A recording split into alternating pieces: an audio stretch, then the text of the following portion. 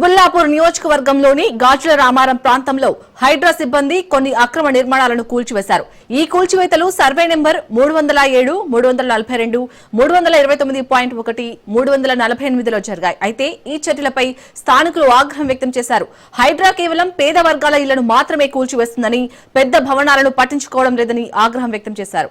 అయితే కూల్చివేతల నేపథ్యంలో ఆ ప్రాంతంలో ఉద్రిక్త పరిస్థితులు ఏర్పడ్డాయి. స్థానిక అధికారులు పరిస్థితిని నియంత్రిస్తున్నామని తెలిపారు. రేవంత్ రెడ్డి మార్పు అంటే పేదల ఇళ్లను కూల్చివేయడం అనుకోలేదని అంటున్న స్థానికులతో మా ప్రతినిధి Pawan face to face. Abdullapur నియోజకవర్గం గాజుల రామారంలో అక్రమంగా యొక్క కట్టడాలను హైడ్రా కూల్చివేస్తుంది. మనం ప్రజెంట్ యొక్క హైడ్రా కూల్చివేస్తున్న సంబంధించిన దృశ్యాలను మనం లైవ్ లో చూస్తున్నాము. ముఖ్యంగా చూస్తే గాజుల రామారంలోని యొక్క సర్వే నంబర్ 307, 342, 329/1, 348లో యొక్క సంబంధించిన పూర్తిగా యొక్క అక్రమ కట్టడాలను కూడా కూల్చివేసిన పరిస్థితి కూడా చూస్తున్నాము. అయితే ఇదంతా కూడా కట్టినప్పుడు దీనికి సంబంధించి ఎవరు కూడా పట్టించుకోలేదు. అంతేకాకుండా ఇప్పుడు మాత్రము ఇదంతా కూడా అక్రమ నిర్మాణం అని కూల్చివేయడము సరైన పద్ధతి కాదని మాత్రం ప్రధానంగా దీనికి సంబంధించి ఇటు స్థానికులు చెప్తున్నారు.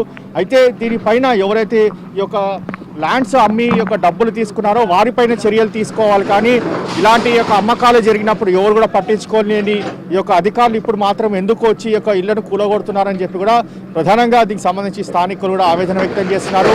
తాము రూపాయి కూడబెట్టుకొని ఇలాంటి ఇల్లులు కట్టుకుంటే దీనికి సంబంధించి మాత్రము అధికారులు ఇలా చేయడం సరైన పద్ధతి కాదని చెప్పి కూడా స్థానికులు వాపోతున్న పరిస్థితి కూడా చూస్తున్నాము. అయితే మనతో పాటు మాట్లాడడానికి బస్తీవాసులు చెప్పండి, అసలు దీనికి సంబంధించి మీరు కొన్నప్పుడు ఈ గవర్నమెంట్ ల్యాండ్ కాదు, కరెంటు బిల్లు వచ్చింది, నల్ల కలెక్షన్ కూడా వచ్చింది, ఇప్పుడు గవర్నమెంట్ ల్యాండ్ అని చెప్పి అనడం దీన్ని ఎంతవరకు ఎలా అర్థం చేసుకోవచ్చు? సార్ కొన్నప్పుడు అందరితో అడిగినాం సార్, ఎంఆర్ఓ దగ్గర పేపర్ విలేకరులు, ఎలక్ట్రిషియన్ అందరూ సపోర్ట్ చేసినప్పుడు. ఇప్పుడేమో ఇట్లా చేస్తారు. మీరే చెప్పాలి. ఇప్పుడు తెలంగాణ కట్టినాయి కావు ఇవి, ఎప్పుడో నుంచి కట్టుకుంటా ఇక్కడ సంసారాలు చేస్తారు, పిల్లలు అన్నారు, అంతా చేశారు. ఇప్పుడు వచ్చి గుళ్ళ కొడతాయి. గరిబోళ్ళు ఏం పోవాలి? అమ్మినవాడు ఎక్కడ పోయానో, అంత లంచం తిన్న వాళ్ళు ఎక్కడ వేరు, ఎంఆర్ఓలు ఎక్కడ వేరు? ఎంఆర్ఓలు తిరగలేరు ఇక్కడ. ఎంఆర్ఓ తిరిగిన, ఆర్ఐ తిరిగిన, అన్ని తిరిగిన, అందరూ సపోర్ట్ ఉన్నది. ఇలా ఈరోజు వచ్చి గుళ్ళ కొడతాయి. ఎక్కడ పోవాలి చెప్పండి మీరు ఒక్కొక్క రూపాయి కూడా కూడబెట్టుకున్నారు సంబంధించిన ఒక ఇల్లులో ఇలా కూల్చివేయడము, దీనిపైన అమ్మిన వ్యక్తుల పైన దీనికి సంబంధించి ఆటోలు నడిపారు సార్, ఆటోలు నడుపుతారు, క్యాబులు నడుపుతారు, ఇల్లులు కాదురా. అట్లాంటి ప్రగతి నగర్ పోతే మొత్తం చెరువు దాటితే మొత్తం అవే ఉన్నాయి. మొత్తం అయితే అంత అసలు బిల్డింగ్ అపార్ట్మెంట్లు ఉన్నాయి. మళ్ళీ ఆ దగ్గరికి ఎవరు పోతలేరు. మరి ఒకడు 10 లక్షలు పెట్టేటోడు ఉంటే ఒకడు 1 లక్ష పెట్టేటోడు ఉంటాడు. ఇప్పుడు 10 లక్షలకి 1 లక్షలకి సమానం చూస్తారా మీరు? ఇది అన్యాయం సార్. ఇది అమ్మినోళ్ళు కరెక్ట్గా ఉన్నారు, ఎంఆర్ఓ వాళ్ళు కరెక్ట్గా ఉన్నారు, అంతా జిహెచ్ఎంసీలు అంతా కరెక్ట్గా ఉన్నారు సార్. ఇప్పుడు వీళ్ళు మధ్యాహ్నం నలిగిపోయేది గరిబోలు. మొత్తానికి చూస్తే ఈ యొక్క అధికారులు మాత్రము ఈ యొక్క కూల్చివేయడం పట్ల ఆగ్రహం వ్యక్తం చేస్తున్నారు. ఎందుకంటే తాము రూపాయి కష్టపడి కూడబెట్టుకున్న సొమ్ముతో ఇలాంటి చిన్న ఇల్లులు 60 గజాలు 80 గజాల ఇల్లులు కొనుక్కున్నాము. అది కూడా అందరిని అడిగి కొన్నాము. ఇటు ప్రభుత్వ అధికారం కావచ్చు, దీనికి సంబంధించిన అందరినీ అడిగి కొన్నాము. కానీ అప్పుడు ఎంఆర్ఓ ఏం చేస్తున్నారు? అప్పుడు అమ్మేటప్పుడు లేని యొక్క కూల్చివేయడము, కన్స్ట్రక్షన్ చేసినప్పుడు కూల్చివేయడం లేనిది ఇప్పుడు తాము సంసారం చేస్తే ఇలా కూల్చివేయడం పట్ల దీనికి సంబంధించి ఆగ్రహం వ్యక్తం చేస్తున్నారు. మరోవైపు చూస్తే కొన్ని ప్రభుత్వ స్థలంలో దాదాపు 5 అంతస్తుల భవనాలు ఉన్నాయి. కానీ అక్కడ మాత్రం ఏ హైడ్రా అధికారులు కావచ్చు, ఇతర సంబంధించిన అధికారులు ఎందుకు పోవట్లేదు? కేవలం తాము పేదలం అనే ఒక ఉద్దేశంతోనే తమ పైన దీనికి సంబంధించి జులుం ప్రదర్శిస్తున్నారు. పోలీసులు బలగాలను పెట్టి మరీ ఒక కూల్చివేస్తున్నారని చెప్పి కూడా ప్రధానంగా ఇటు బస్తీవాసులు చెప్తున్న పరిస్థితి కనిపిస్తుంది. ఇప్పుడు మా నాన్నలు ఇక్కడ రాళ్ళు కొట్టి, రప్పలు కొట్టి ఇక్కడ కొన్ని గుండ్లు సాఫ్ చేసినారు. అయితే అప్పుడు మేము ఏం చేసినామంటే, ఆ రోజు మా నాన్నలు కంకర కొట్టి, రాళ్ళు కొట్టి సంపాదించుకున్నారు కాబట్టి ఇక్కడ కంకర మిషన్ ఉండే కాబట్టి మేము ఒక్కొక్క ఇల్లు కట్టుకున్నాం. మా నాన్నలు చూపించి ఇక్కడ రాయి కొట్టినాం అనుకుంటే మేము ఇల్లు కట్టుకున్నాం. ఆ ఇండ్లు ఈ రోజు వచ్చి రేవంత్ రెడ్డి సర్కార్ కూలగొడుతుంది. అయితే ఇప్పుడు నిజాంపేటలో, వసంత నగర్లో కూడా గోకుల్ ఫ్లాట్స్ 5 ఫ్లోర్లు మొత్తం నోటరీ ల్యాండ్లే రిజిస్ట్రేషన్ చేసి అమ్ముతున్నారు. మరి అక్కడ ఎందుకు వెళ్ళట్లేదు, ఇక్కడికి ఎందుకు వస్తున్నారు?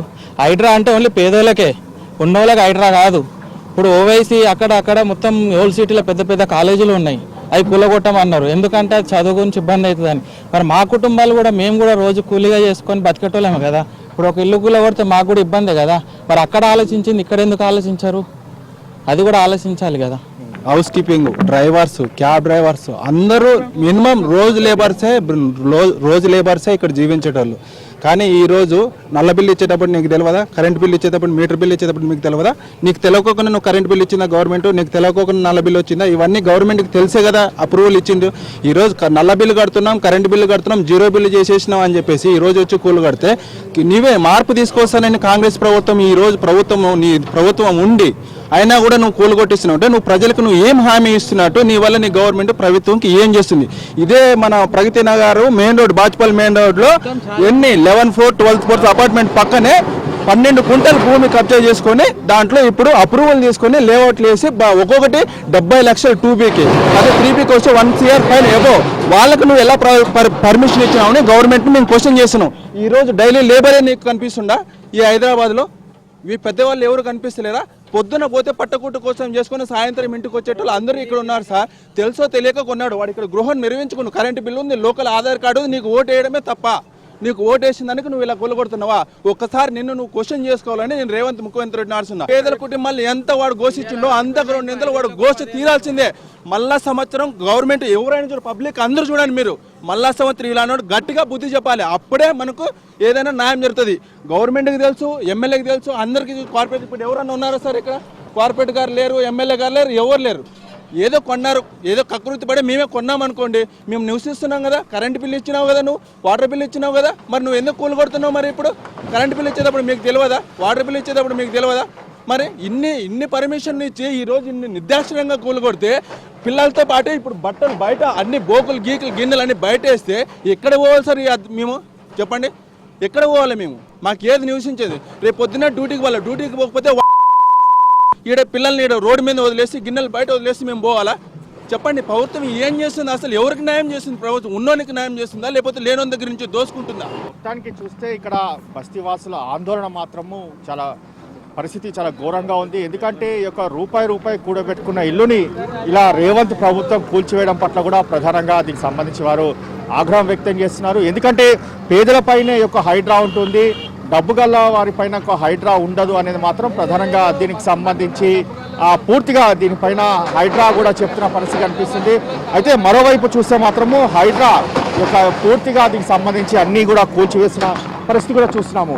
అయితే దీనిపైన మాత్రము దీనికి సంబంధించి ఇప్పటికైనా ప్రభుత్వం అంటే తాము ఓటు వేయడమే చాలా తప్ప అనేది మాత్రం ప్రధానంగా స్థానికులు కూడా చెప్తున్న పరిస్థితి కనిపిస్తుంది. ఎందుకంటే ఒక కాంగ్రెస్ ప్రభుత్వము మార్పు తీసుకొస్తుందంటే ఇలాంటి మార్పు తీసుకొస్తుంది అని తాము అనుకోలేదని చెప్పి కూడా ప్రధానంగా స్థానికులు కూడా చెప్తున్న పరిస్థితి కనిపిస్తుంది. చెప్పడమ్మా, మీరు ఎప్పటి నుంచి ఉన్నారు? 20 ఏళ్ల సంది ఉంటున్నాము, ఇల్లు లేదు, ఏం లేదు.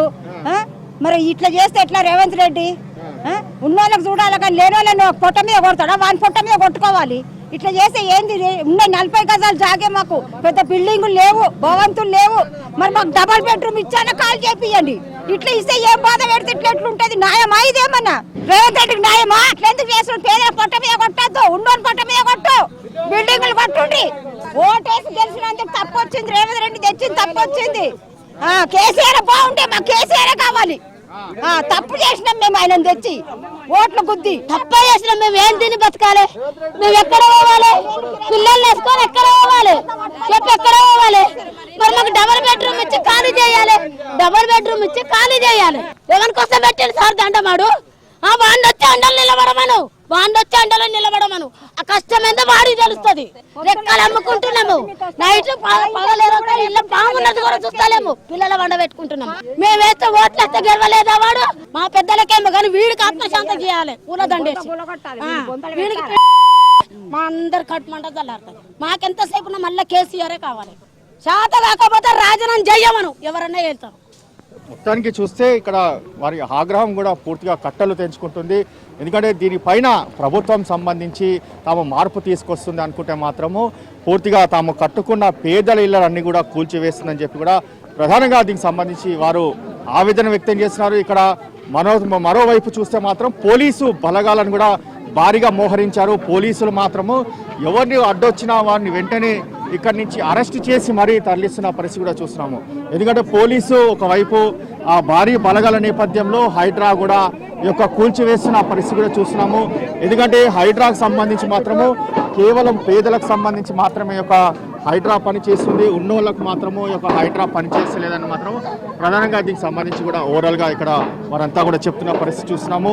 మరోవైపు చూస్తే దీనికి సంబంధించి తాము కొన్ని సంవత్సరాల నుంచి కూడా ఇక్కడ ఆ బతుకు జీవనం కొనసాగిస్తున్నాము. అలాంటిది ఈ యొక్క కాంగ్రెస్ ప్రభుత్వం వచ్చాకనే తమ ఇళ్లను కూడా కూల్చివేయడము ఆగ్రహం వ్యక్తం చేస్తున్న పరిస్థితి చూస్తున్నాము. మొత్తానికి ఈ యొక్క గాజుల రామారంలోని యొక్క ప్రభుత్వ భూమిలో యొక్క అక్రమ కట్టడాలన్నీ కూడా కూల్చివేస్తున్న నేపథ్యంలో మాత్రము ప్రధానంగా దీనికి సంబంధించి ఇటు స్థానికులు ఆగ్రహం వ్యక్తం చేస్తున్న పరిస్థితి చూస్తున్నాం. మరోవైపు పోలీసులు కూడా ఇక్కడి నుంచి ఎవరిని కూడా అంటే అడ్డుకోవడానికి వీలు లేకుండా దీనికి సంబంధించి అన్ని చర్యలు కూడా చేపడుతున్నారు.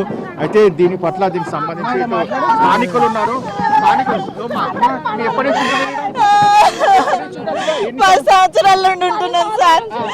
ఏం చేయాలి ఇక్కడ బతుకుతుంటే గరీబ్ వాళ్ళని ఎట్లా చేస్తుండ్రు సార్? పండుగ పూట ఎట్లా చేస్తుండ్రు? మరి ఇదివరకు ఎట్లా చేయనుండే అదే రేవంత్ రెడ్డి గారికి ఏమొచ్చింది? మా మీద పడుతుండు. పెద్ద బిల్డింగ్లు ఉన్నాయా? తులసి వనం కూల్పేయచ్చు కదా, అంత పెద్ద బిల్డింగ్లు ఎందుకు కూల్పోయారు? ఈ చిన్న చిన్న పీపుల్ ఏమన్నారు అని చెప్పి దీని మీదకి వస్తారు, అంతే కదా. ఎవడో ఒకరు కిరోసిన్ వేసుకొని తలగా పెట్టుకుంటే ఇవన్నీ ఆపుతారు మీరు, అంతే. అప్పులు ఇంకా కట్టుకుంటున్నామన్నా, అప్పులు కట్టుకుంటున్నాం. ఎవరిని తెలుసు బాధలు? ఆ చిన్న చిన్న పిల్లలం ఉండి అప్పులు కట్టుకుంటున్నాం. అయ్యా లేరు ఎవరు, అర్థమవుతుందా?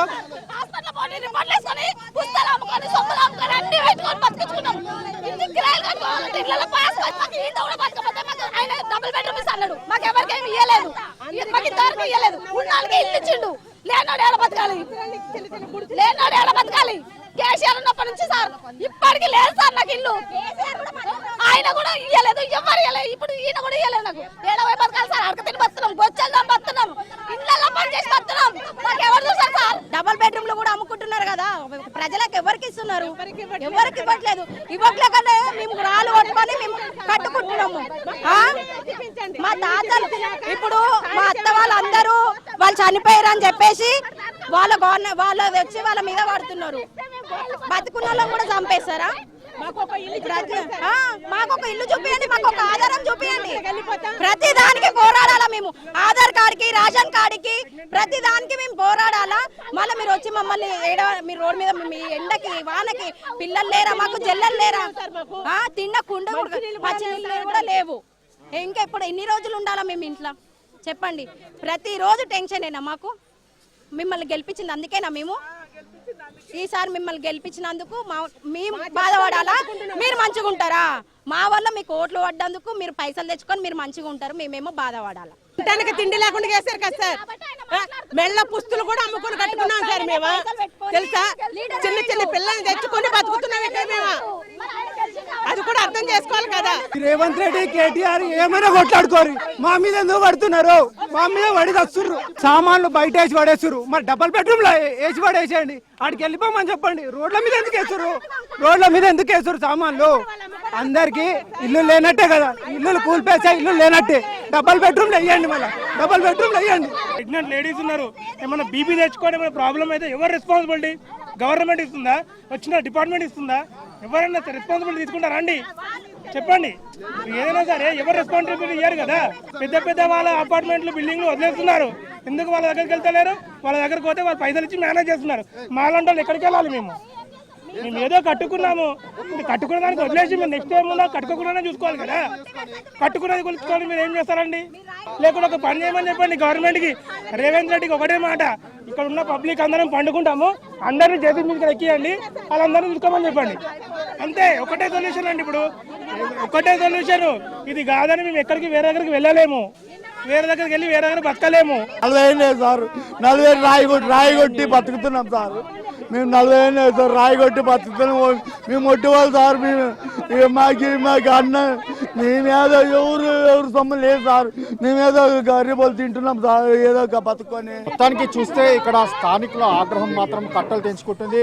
అయితే కాంగ్రెస్ ప్రభుత్వం మార్పు తీసుకొస్తుంది అనుకుంటే మాత్రం ఎక్కడ కూడా మార్పు తీసుకురాలేదు. ఉన్న మార్పుకు సంబంధించి చూస్తే మాత్రము తమ పేదల ఇళ్లను కూడా మొత్తం కూడా కూల్చివేస్తుందని చెప్పి కూడా ఇటు స్థానికులు ఆగ్రహం వ్యక్తం చేస్తున్నారు. ఒకవేళ మాత్రము ఈ యొక్క హైడ్రా తమపైనే యొక్క జులుం నిరూపిస్తే తాము చావడానికని సిద్ధంగా ఉన్నాము, తామందరూ కూడా పండుకుంటే ఈ యొక్క జేసీబీ తమ ప్రాణాలు తీసుకున్న దాని తర్వాత కాంగ్రెస్ ప్రభుత్వం వచ్చి ఇక్కడ బైఠాయించాలని చెప్పి కూడా ప్రధానంగా స్థానికులు డిమాండ్ వ్యక్తం చేస్తున్నారు.